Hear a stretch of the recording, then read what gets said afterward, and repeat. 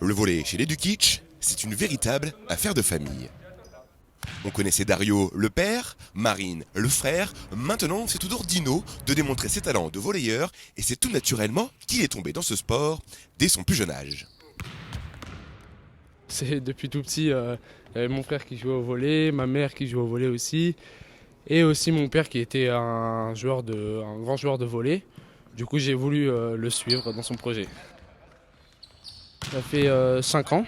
Avant, je faisais du foot, mais du coup, je me suis plutôt concentré dans le volley.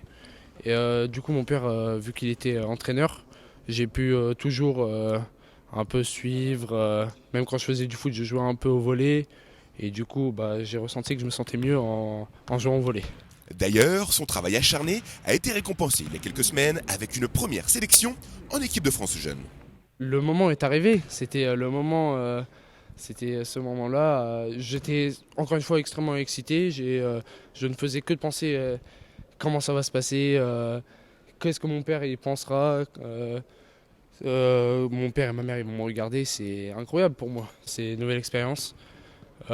J'étais sacrément excité un nouveau départ et comment dire que ça m'a fait plaisir de jouer, de porter la couleur de l'équipe de France. J'étais encore une fois excité. C'était une sensation extrêmement bizarre.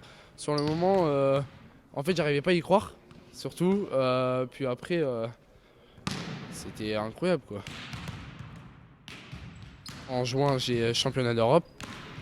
Du coup, là, on va faire de notre mieux pour gagner le championnat d'Europe et je suppose qu'on peut.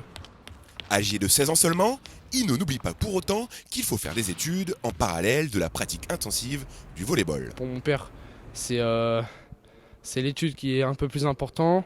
Bien sûr, moi, je préfère plus le volley, mais on s'y habitue, quoi. De temps en temps, c'est pas facile selon les horaires, mais on s'y habitue et vu que le volley j'aime, cela ne me dérange pas. Tous les jours, j'ai une petite pression que si je joue mal, faut bien sûr que moi aussi je m'inquiète.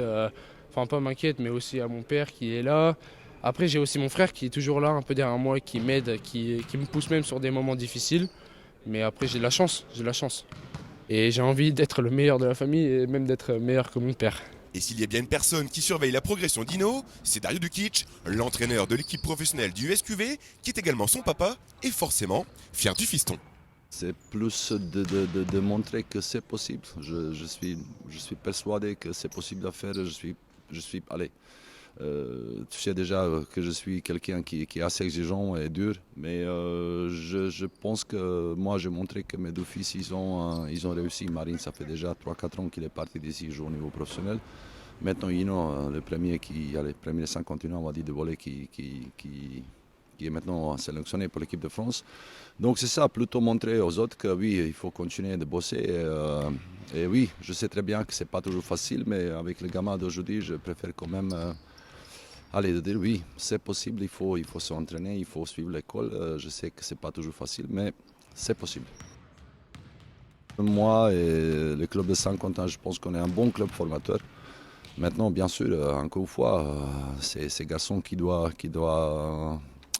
manger la merde, on va dire souvent, parce que je suis très exigeant.